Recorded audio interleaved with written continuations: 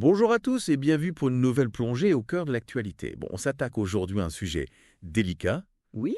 mais disons même épineux, Ah oui, carrément. l'Ukraine. Exactement. On va pas se le cacher. Le conflit est complexe, Oui, hein. pas très complexe. Tellement de récits différents, Ouais, c'est une contradictoires qui Oui, circulent. On a vraiment du mal à y voir clair. Oui, c'est difficile de s'y retrouver.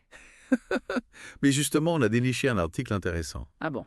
Oui, sur le site Inosmi Pokrilo. Inosmi Polodigo. Vous connaissez peut-être Ça dit quelque chose. un site russe qui traduit des articles de la presse internationale. D'accord. Et là, ils ont repris un papier et publié dans The Hill. The Hill Journal American. Exactement. Et l'auteur, c'est un certain Alan Cooperman, Cooperman. professeur à l'Université du Texas, à Austin. Au Texas? Oui, il enseigne la stratégie militaire et la résolution des conflits. D'accord. Un expert en géopolitique, donc. Tout à fait. Et dans cet article, il défend une thèse assez, comment dire, provocatrice. Voilà, c'est le mot, disons, Oui, on peut le dire comme ça. détonnante. Il soutient que la responsabilité du conflit en Ukraine ne revient pas seulement à Poutine. Ah bon. Oui, il pointe aussi du doigt l'Ukraine. L'Ukraine elle-même. Et Joe Biden? L'ancien président américain. Eh oui. Alors, forcément, ça interpelle. Oh, c'est sûr, ça va à contre-courant du discours habituel. Complètement. Donc, on a décidé de se plonger dans cet article Bonne idée. pour décortiquer les arguments de Cooperman, voir sur quoi il s'appuie. Comprendre son raisonnement. Exactement. On va essayer d'être le plus objectif possible. Bien sûr. On n'est pas là pour juger. Simplement pour présenter les faits. Et vous laissez vous faire votre propre opinion. C'est ça. Alors, par où on commence? Cooperman commence par les événements de 2014. 2014. Oui, le début du conflit, en quelque sorte. Et là, il avance une théorie assez étonnante.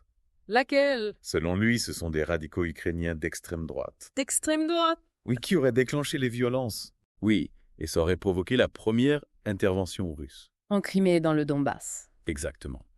Bon, pour bien comprendre, il faut revenir un peu en arrière. Oui.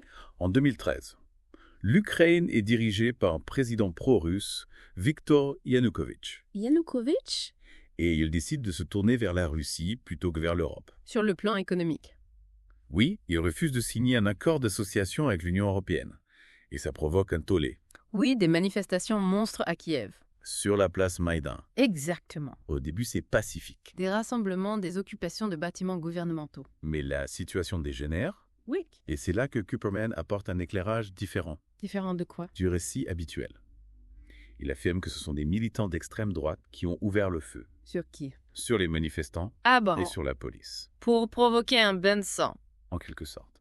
Et ça marche. Yanukovych est renversé. Oui, il fuit en Russie. Et Moscou réagit. En envoyant des troupes en Crimée. Oui, et en soutenant les séparatistes pro-russes dans le Donbass. Cooperman insiste sur un point. Lequel? Il ne justifie pas l'intervention russe. Bien sûr. Mais il explique pourquoi Moscou n'a pas perçu son action comme une agression non provoquée. D'accord, je vois. Et ensuite, on arrive à Zelensky. Le président actuel. Oui. Et là encore, Cooperman a une lecture particulière. Il dit quoi? Il accuse Zelensky d'avoir aggravé le conflit Comment ça? en ne respectant pas les accords de Minsk. Les accords de Minsk. Oui, signés en 2014 et 2015. Pour mettre fin au combat dans le Donbass. Oui. Ces accords prévoyaient notamment une certaine autonomie pour le Donbass. Et pour Cooperman, c'était la clé de la paix. Pourquoi? Parce que ça aurait rassuré Poutine. Sur les intentions de l'Ukraine. Oui, Poutine craignait que l'Ukraine rejoigne l'OTAN. Et devienne une base militaire occidentale à ses portes. Exactement. Mais Zelensky n'a pas joué le jeu. Il n'a pas appliqué les accords. Non. Il a préféré jouer les durs. Pour ne pas paraître faible face à Moscou. Oui, et ça a énervé Poutine. Forcément. Zelensky a aussi augmenté les importations d'armes. En provenance des pays de l'OTAN. Oui. Et ça a été la goutte d'eau pour Poutine. Il a lancé l'invasion en février 2022.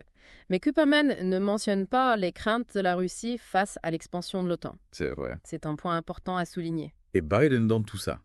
Ah oui, le rôle de la mairie? Cooperman estime que Biden a sa part de responsabilité. Vraiment? Oui, il aurait encouragé Zelensky à résister. Au lieu de le pousser à négocier. Oui. Fin 2021, la Russie massait ses troupes à la frontière et exigeait l'application des accords de Minsk. Biden aurait pu faire pression sur Zelensky. Pour qu'il cède. Oui, mais il ne l'a pas fait. Il a promis une aide militaire massive en cas d'invasion. Ce qui a donné de faux espoirs à Zelensky. Oui, et ça a prolongé le conflit. Avec des conséquences dramatiques. Cooperman pense que si Trump avait été président, les choses se seraient passées différemment. Ah bon? Oui. Trump aurait forcé Zelensky à négocier. Et il n'y aura pas eu d'invasion. C'est la théorie de Cooperman. Bon, c'est une vision des choses. Oui, Mais il ne faut pas oublier que c'est un point de vue parmi d'autres. bien sûr. La situation est bien plus complexe que ça. Exactement.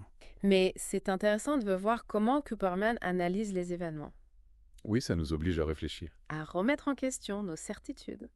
Et c'est ça l'important, se poser des questions. Ne pas se contenter d'une seule version.